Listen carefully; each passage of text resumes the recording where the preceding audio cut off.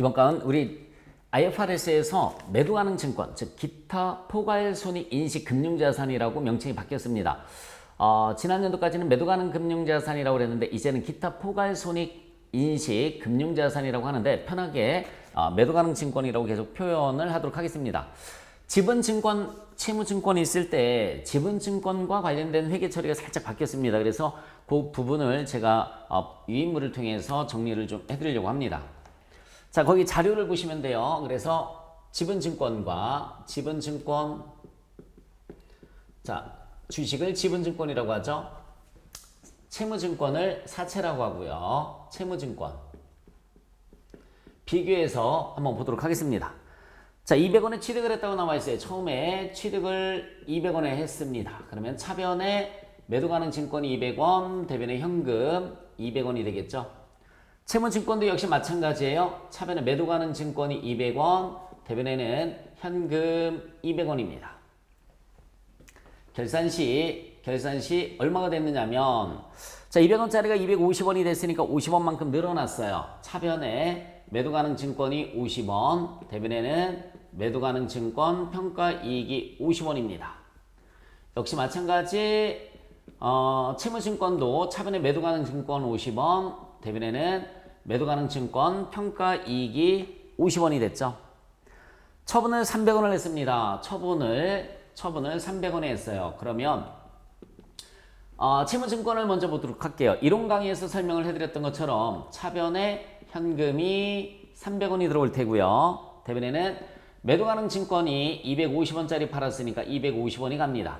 그러면 이론 강의에서 대변에 있었던 매도 가능 증권 평가이익을 차변에 와서 없애주라고 그랬죠. 차변에 매도 가능 증권 평가이익이 50원이 없어지는 겁니다. 기타 포괄손익, 매도 가능 증권 평가이익이 기타 포괄손익이잖아요. 없어지고 대변에는 매도 가능 증권 처분이익 50원 이렇게 분개를 해주죠.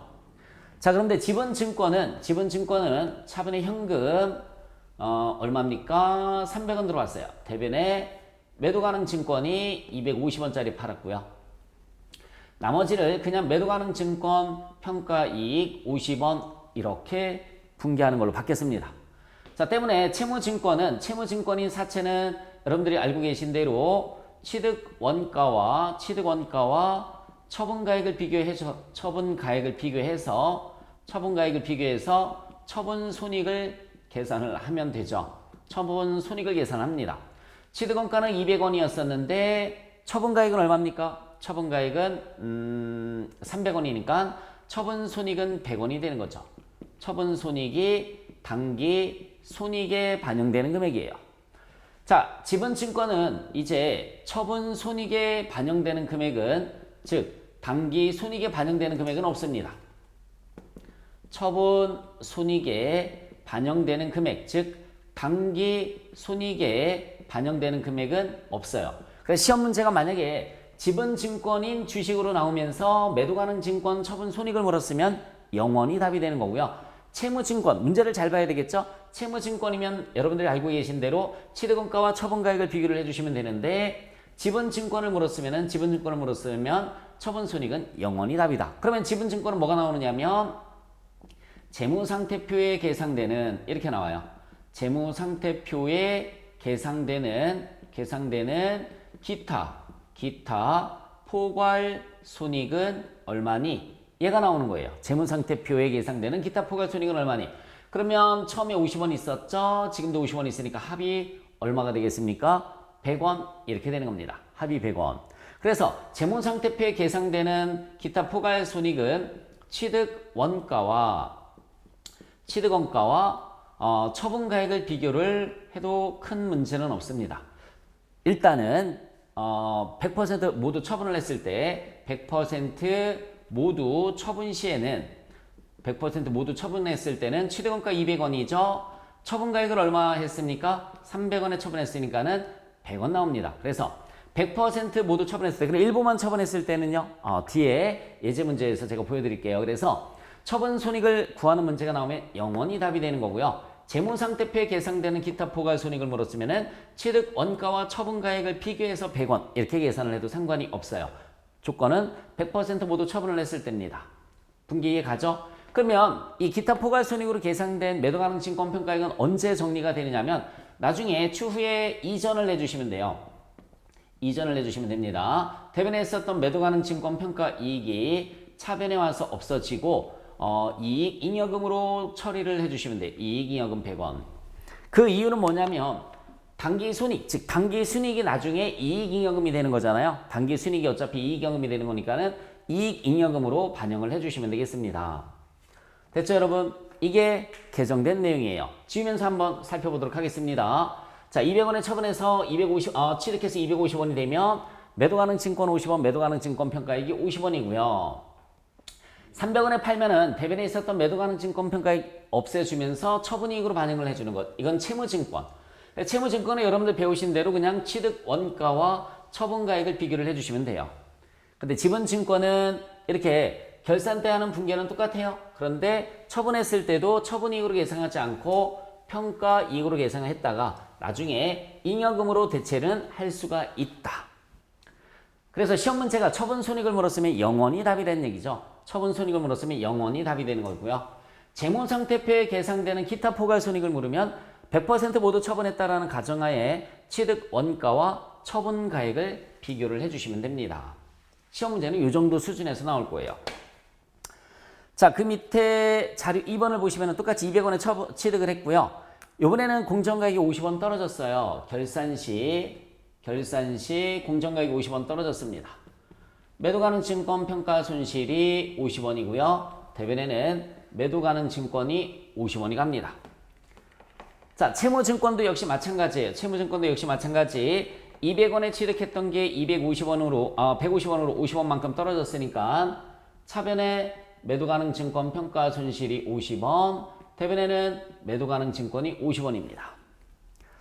자, 100원에 팔았죠? 얘를 먼저 정리를 한번 해볼까요? 차변에 현금 100원, 대변에는 매도 가능 증권 150원짜리 팔았어요. 그리고 나서 평가 손실 대변에 가서 정리를 해줘야 됩니다. 평가 손실 50원 정리를 해주고 나면 매도 가능 증권 처분 손실은 얘는 처분 손실을 인식을 합니다. 100원이 나오겠죠. 얘 대변에 가서 없애주시고 처분 손실로 반영을 해줘요. 자, 다시 한번 적어 보도록 하겠습니다. 취득원가와 처분 가액을 비교를 해주면 처분 가액을 비교를 해서 처분 손익을 계산합니다. 처분 손익을 계산을 해줘요. 200원이고요. 처분 가액이 100원이니까 100원 손실이 나왔습니다. 자, 지분증권은 처분했을 때 분계를 해드리면 차변의 현금이 100원이 되는 거고요. 대변에는 매도 가능 증권은 150원이죠. 50원만큼 처분 손실이 아니라 역시 매도 가능 증권 평가 손실을 인식을 해줍니다. 매도 가능 증권 평가 손실. 그래서 시험 문제가 처분 손익을 물었으면 영원히 답이 되는 거고요. 평가 손실을 물었으면 얼마가 답이 되느냐면 100원이 답이 되는 거죠. 두 개가 누적됐으니까 평가 손실을 물었으면 100원이 답이다. 그래서 100% 모두 처분했을 때 100% 모두 처분했을 때 취득 원가와 처분 가액을 비교를 해주시면 되는 겁니다. 처분 가액을 비교를 해주시면 되겠죠. 200원에 취득했고요. 처분을 100원에 했으니까는 평가 손실도 얼마가 되느냐면 100원이 되는 겁니다. 우리 재경거래사 시험 수준은 이 정도 수준에서 나올 것 같습니다. 자, 그래서 그 밑에 해설을 보시면은 매도 가능 증권 평가이익, 평가 손실을 기타 포괄 손익으로 정리를 해놨고요. 처분이익이나 처분 손실은 단기 순이익으로 정리를 해놨어요. 수익과 비용이란 얘기예요. 지분 증권은 처분 시에도 단기 순이익으로 인식하지 않는다. 다만 자본 내에서 평가 손익을 잉여금으로 이전할 수는 있다라고 표현을 해놨어요. 채무증권은 처분 시에 단기 순이익을 인식한다라고 그랬죠. 시험 문제에서 금융자산 처분 손익, 즉 매도 가능 증권 처분 손익에 반영되는 금액을 문제가 나오면 지분증권은 항상 영원히 답이 되는 거죠. 그리고 사채는 취득 원가와 처분 가액을 비교를 해주면 되는 것 똑같습니다. 자, 여러분들 교재 108페이지 금융자산 연습 문제 1번 개정 전은 이제 비교하라고 내가 써놓은 거니까 보지 마시고요. 개정 후 문제를 한번 보시도록 하겠습니다. 자, 주식회사 용사는 2016년도 중 증권거래소에 상장된 주식회사 미생의 주식 1000주 150만 원을 장기간 보유할 목적으로 취득했습니다. 자, 40%를 75만 원에 처분을 했을 때 단기 손익으로 인식되는 금액은 얼마인가? 이렇게 물었죠. 무조건 0이에요. 물음이 단기 손익에 미치는 영향을 물으면 무조건 0원이 답이 되는 겁니다. 무조건 0원. 단기 손익에 인식되는 금액은 없어요. 자, 밑에 개정 후 예상 문제를 제가 살짝 편집을 해놨는데 분개를 통해서 한번 보도록 할게요. 150만 원에 취득을 했습니다. 취득을 150만 원에 했어요. 매도 가능 증권이 150만 원, 대변에는 현금이 150만 원입니다. 자, 2016년도 취득원가가 1,500원이니까 150만 원 맞죠? 천주에서 2017년도 말에 1,700원이 됐어요. 2017년도 말에 1,700원이니까는 천주 곱해주면 170이 됐습니다. 170. 차변에 매도 가능 증권이 170만 원. 170이 아니죠. 20만 원이죠. 20만 원 늘어났으니까 대변에는 매도 가능 증권 평가 이익이라고 합니다. 평가 이익이 20만 원. 자, 1,400원에 처분을 했습니다. 2018년도 중에 1,400원에 처분을 했어요. 처분 시 분개를 해드리면 차변에 현금이 140만 원이 들어오겠죠. 1,400원에 처분을 했으니까 차변에 현금이 140만 원 들어오고요. 대변에는 매도 가능 증권이 얼마짜리 팔았습니까? 170만 원짜리 팔았어요. 170만 원짜리 1,700원이었었으니까. 그럼 여기 30만 원만큼 평가 이익을 먼저 정리를 해주고요. 평가 이익이 있으면 평가 이익을 먼저 정리해주고 나머지가 매도 가능 증권 평가 손실이죠. 처분이 아니라 평가자로만 바꿔주시면 되는 겁니다. 앞에 이론 강의에서 배웠던 것 중에서 배우셨던 것 중에서 처분이 아니라 평가자로만 바꿔주시면 돼요. 10만 원이 답이 되겠죠. 얘가 없어지는 거예요. 이렇게 없어지고 10만 원만 남습니다. 자, 때문에 답은 3번이죠. 2017년도에는 평가액이 20만 원이 있었는데 2018년도에는 얘는 없어지고 평가손실만 10만 원이 남았으니까는 3번이 답이 되는 거죠. 3번. 자, 112페이지 문제를 한번 보도록 하겠습니다. 이것도 취득원가랑 비교를 한번 해볼게요. 그래서 100% 처분을 했으니까 취득원가가 150만 원이었었고요. 처분가액이 얼마가 됐습니까? 140만 원이 됐죠? 그러니까 10만 원 손실이 되는 겁니다. 그러니까 분개를 시험 볼 때는 100% 팔은 걸로 나왔을 때는 분개할 수 있는 시간이 없어요. 여러분들. 그래서 100% 팔았을 때는 분개를 하지 말고 그냥 취득원가와 처분가액을 비교를 해도 똑같이 답이 나온다. 다만 처분손익을 물었을 때는 0이 답이다라는 것만 기억을 해주셨으면 좋겠어요. 처분손익은 0, 평가손익은 취득원가와 처분가액을 비교를 해줘라. 자, 그 밑에 문제, 그 다음 문제 한번 보도록 하겠습니다. 112페이지 문제예요.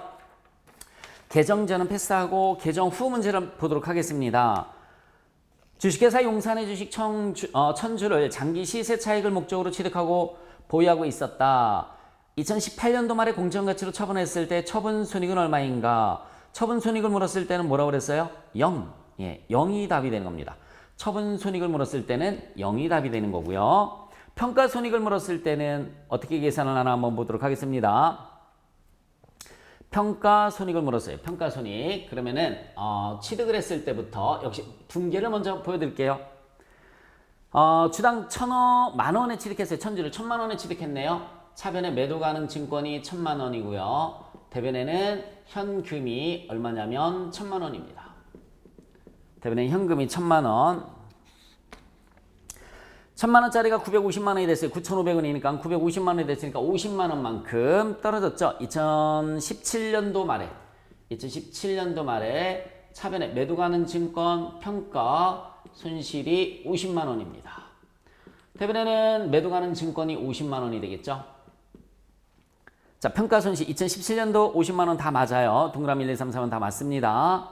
자, 2018년도 말에 1,020만 원에 팔았어요. 1,020만 원에 차변에 현금 1,020만 원이고요. 대변에는 매도 가능 증권이 자, 9,500원짜리니까 950만 원이었었어요. 그렇죠? 950만 원짜리를 팔았어요. 그러면은 얘를 먼저 정리를 해주라고 그랬죠? 대변에 매도 가능 증권 평가 손실 50만 원을 먼저 정리를 해줘요. 얘가 없어졌습니다. 그래도 대변에 20만 원 차이 나죠? 대변에 20만 원 차이 납니다. 뭐가 될까요? 매도 가능 증권 처분자 붙이면 안 되죠. 평가 처분이익이 아니라 무슨 이익? 평가 이익이 되는 겁니다. 그럼 2017년도에는 50만 원, 2018년도에는 20만 원, 평가 이익이 20만 원. 그래서 답은 3번이 답이 되는 거죠. 자, 이 문제도 100% 처분을 했잖아요. 100% 처분을 했을 때는 취득 원가와 처분가액을 비교를 해주시면 돼요. 처분가액을 비교를 해주시면 돼요. 취득 원가는 1000만 원이었었는데 처분을 1020만 원에 했으니까는 평가 이익은 마지막 평가 이익은 얼마가 됐어요?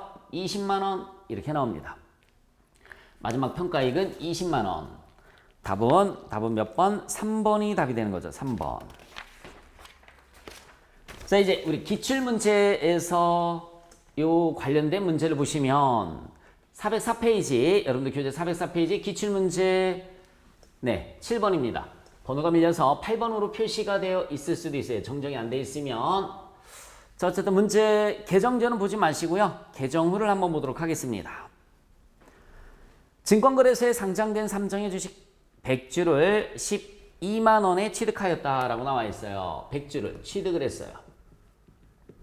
100주를 12만 원에 취득을 했으니까 차변에 매도 가능 증권이 12만 원, 대변에는 현금이 12만 원 이렇게 분개가 됐어요. 장기간 보유할 목적이다. 종가는 다음과 같다라고 나와 있어요. 2016년도 말에 15만 4천 원이 됐네요. 2016년도 말에 15만 4천 원이니까 3만 4천 원이 늘어났죠. 매도 가능 증권 3만 4천 원, 대변에는 매도 가능 증권 평가 이익이 3만 4천 원. 2017년도 말에 13만 2천 원이 됐어요. 2017년도 말에 그러면 13만 2천 원, 15만 4천 원짜리가 여러분들 15만 4천 원짜리가 13만 2천 원이 됐으니까 2만 2천 원이 줄어들었어요. 대변에 매도 가능 증권이 2만 2천 원, 차변에는 매도 가능 증권 평가 손실이 아니라 이익을 없애주는 거죠. 2만 2천 원. 이익을 없애주는 겁니다. 그러면은 매도 가능 증권 평가 이익 잔액은 3만 4천 원이 있었는데 2만 2천 원 없어졌으니까 1만 2천 원이 남아 있을 거예요. 2018년도에 40% 여러분들 13만 2천 원에 40%면 13만 2천 원이었었잖아요. 방금 전에 40%면 52,800원짜리예요. 52,800원짜리를 얼마에 처분을 했느냐면 52,000원에 처분을 했을 때 분개입니다. 차변에 현금 52,000원. 대변에는 매도 가능 증권이 52,800원. 자, 그러면은 아직도 대변에 매도 가능 증권 평가액 34,000원에서 22,000원 없어지고 아직도 12,000원 남아 있었다고 그랬죠? 없애주면 돼요. 매도 가능 증권 평가 이익을 800원을 없애줘요. 자, 여기까지 하면 매도 가능 증권 평가 이익 잔액은 이제 11,200원이 남아 있을 거예요. 11,200원. 그러면 이제 13만 2천원에 60%가 남아 있는 거죠. 13만 2천원에 60%가 남아 있어요. 0.6. 79,200원짜리가 남아 있어요. 79,200원짜리가 얼마가 됐다고 나와 있어요? 75,000원이 됐습니다. 75,000원이 됐어요. 그러니까 떨어졌죠. 대변에 매도 가능 증권이 4,200원이 떨어졌어요. 대변에 매도 가능 증권 4,200원 떨어졌고 맞잖아요. 그쵸? 4,200원. 차변에는 매도 가능 증권 역시 평가 손실이 아니죠. 이익을 4,200원 줄여주시면 돼요. 그러면 매도 가능 증권 평가이익 잔액은 얼마가 답이 되겠죠? 7,000원이 답이 되는 겁니다. 매도 가능 증권 평가이익 잔액은 7,000원. 답은 4번이죠. 네. 처분 손익을 물었을 때는 항상 0이라고 그랬어요. 지분 증권이니까 0이 되는 거고요. 매도 가능 증권 평가 손익을 물었을 때는 7,000원이 답입니다. 지금 일부만 팔았어요. 일부만 팔았을 때는 일부만 처분 시에는 아까처럼 비교하면 답이 안 나와요. 한번 볼까요? 취득 원가와 뭐를 비교를 하라고 그랬습니까, 여러분들? 처분가액을 비교를 해주라고 그랬잖아요. 취득 원가와 처분가액을 비교를 해주라고 그랬어요. 근데 처분가액도 주당 나와 있는 게 아니잖아요. 주당 나와 있는 게 아니에요. 그러면은 자, 일단은 취득 원가가 40%만 보시면은 48,000원이죠. 12만 원에 40%면 48,000원. 처분 가액이 얼마라고 그랬어요? 52,000원. 52,000원. 그럼 여기에서 4,000원의 이익이 나오고요. 4,000원의 이익이 나오고요. 또 하나는 취득 원가와 공정가액을 비교를 해줘야 되겠죠? 취득 원가와 공정가액을 비교를 해줘야 돼요. 공정가액이 얼마라고 나와 있습니까? 75,000원 나와 있고요. 나머지 60%의 취득 원가는 얼마죠? 72,000원이잖아요. 그죠? 12만 원에 60%면 72,000원. 그럼 72,000원짜리가 75,000원이 됐으니까 3,000원이 이익이죠. 그래서 두 개를 합치면 7,000원이 나오는 겁니다. 자, 다시 한번 말씀드릴게요. 100% 처분을 했을 때는 아까 100% 처분했을 때는 취득원가와 그냥 처분가액을 비교를 해주시면 되는데 지금은 일부만 처분을 했단 말이죠. 일부만 처분을 했을 때는 취득원가와 처분가액 비교해 주시면 돼요. 40% 처분했으니까 40%의 취득원가와 40%의 처분가액을 비교를 해주셔서 평가이익 계산을 해주시고요.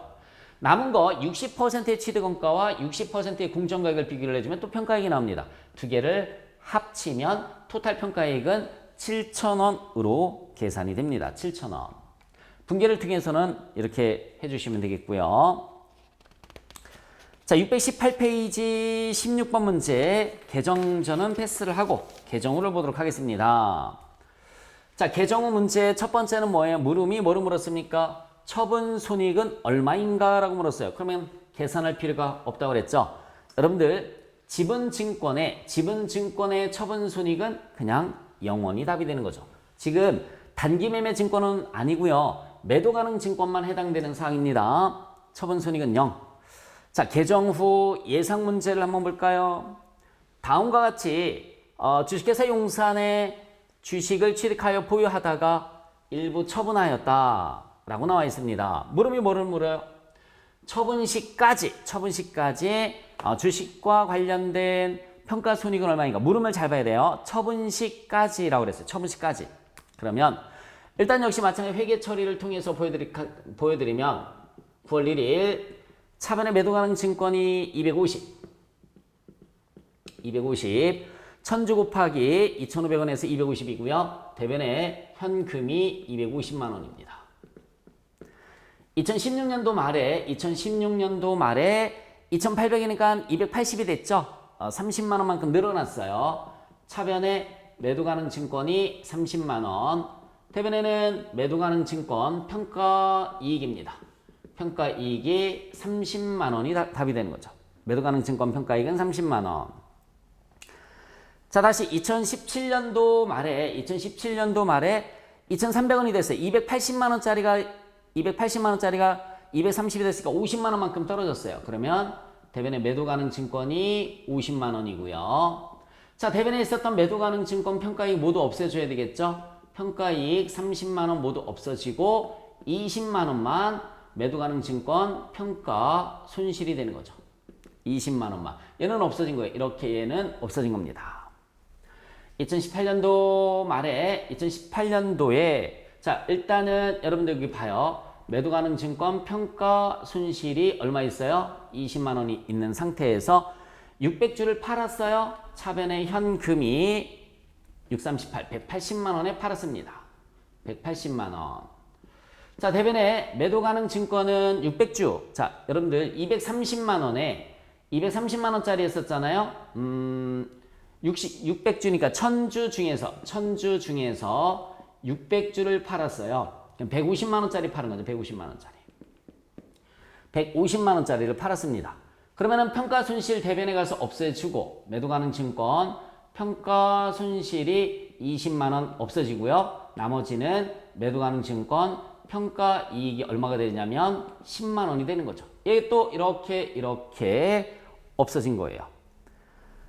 자, 그러면 처분시까지라고 그랬어요. 처분시까지. 맞죠? 그렇죠? 처분시까지. 차변에 현금 180만 원이고요. 대변에 매도 가능 증권은 몇 주라고 그랬어요? 600주. 600주의 금액이 제가 잘못 계산했네요. 그죠? 600주의 금액이 2,300원. 이게 미안해요. 600주의 금액이 2,300원이니까 바로 전에 공정가치가 622, 638, 138만 원짜리를 팔았죠. 138만 원짜리를 파는 거예요. 138만 원짜리. 138만 원짜리를 팔았습니다. 그러면 138만 원짜리를 팔았으니까는 매도 가능 증권 평가 손실 20만 원 없어진다 하더라도 22만 원이 평가 이익이 되겠네요. 22만 원이 평가 이익. 답은 2번이 답이 되는 거죠. 자, 얘는 공정 가치가 없어요. 공정 가치가 없기 때문에 아까처럼 계산하시면 안 됩니다. 한번 해볼까요? 지금 일부만 처분을 했죠. 일부만 처분을 했는데 취득 원가와 처분가액을 비교를 한번 해볼게요. 처분가액. 몇 퍼센트를 처분했냐면 600주니까는 60%를 처분을 했잖아요. 60%. 그러면 취득 원가가 250만 원이었었고요. 250만 원에 60%면 150만 원이에요. 150만 원짜리를 얼마에 팔았습니까? 얼마에 팔았어요? 180만 원에 팔았어요. 180만 원. 그러면 30만 원에 뭐가 생겼죠? 이익이 생겼고요. 지금 그 다음에 또 취득 원가와 나머지 40%의 공정가액이 40%면 취득 원가가 얼마입니까, 여러분? 2,500원이니까는 100만 원이잖아요. 100만 원. 100만 원의 공정가액이 직전 공정가액이 2,300원이 남아 있어요. 그죠? 2,300원. 400주죠. 400주 곱하기 2,300원을 하면 400주 곱하기 2,300원을 하면은 92만 원이 나요. 92만 원. 직전의 공정가액. 여기서는 2018년도에 공정가액은 안 나와 있으니까 2017년도 직전의 공정가액으로 해주시면 돼요. 그럼 8만 원이 손실이 되는 거고요. 두 개 서로 상계 처리하면은 30만 원이 8만 원 손실이니까 22만 원의 이익이 나오는 거 맞죠? 네. 그래서 지금 문제와 조금 전의 문제는 2018년도에 공정가액이 나와서 그거랑 비교했지만 지금 2018년도 말에 공정가액이었고요. 2017년도 말에 공정가액이 있으니까 그걸 갖고 비교를 해주시면 됩니다. 자, 660페이지 16번 문제입니다. 개정 후 문제로 역시 넘어가도록 할게요. 이거는 아까 풀었었던 문제하고 똑같은데 나와 있으니까 같이 한번 또 해볼게요. 개정 후 첫 번째 문제는 당기 손익에 미치는 영향은 얼마인가? 처분으로 인해서 당기 손익에 미치는 영향은 얼마인가? 0원이 답이 된다고 그랬죠? 네. 처분 손익은 항상 0원이 답이에요. 0원. 자, 밑에. 150만 원을, 이거는 분계를 통하지 말고요. 잘 봐요. 개정 후 예상 문제입니다. 1000주를 취득을 했어요. 취득 원가와 지금 일부만 팔았어요. 그렇죠? 일부만 처분을 했습니다. 분계를 통하지 않고 한번 해볼게요. 처분가액을 비교 한번 해볼게요. 처분가액. 그러면은 40%니까 죄송합니다. 40% 150만 원에 40%면 60만 원짜리죠. 60만 원짜리. 그죠? 75만 원에 처분을 했습니다. 75만 원에. 그 여기에서 평가이익이 얼마 생기느냐면 15만 원이 생겨요. 두 번째 취득원가는 60%예요. 150만 원에 60%면 90만 원짜리잖아요. 90만 원짜리입니다. 90만 원짜리 공정가액이 얼마라고 나와 있습니까? 1,950원 이렇게 나와 있어요. 1,950원. 그러면은 네, 비교 60%면 그죠? 60%면 600주잖아요. 600주 곱하기 1,950원을 해주시면 117만 원. 117만 원이 됩니다. 117만 원. 그러면은 27만 원만큼 늘어났죠. 역시 평가 이익이 27만 원입니다. 15만 원 플러스 27만 원 했더니 토탈 평가 이익은 42만 원이 됩니다. 자, 마지막 문제는 제가 분개를 하지 않고 요령으로 보여드렸어요. 그래서 100% 처분했을 때는 취득원가와 처분가액을 비교해주지만 일부만 처분했을 때는 취득원가와 처분가액, 취득원가와 공정가액을 비교해서 두 개를 합산을 해주시면 된다. 그래서 IFRS에서 재경관리사 IFRS에서 매도 가능 금융자산이 기타 포괄 손익인식 금융자산으로 명칭이 바뀌면서 그냥 우리 수업할 때는 매도 가능 증권이라고 하는 게 편하니까 실무에서 또 그렇게 많이 씁니다.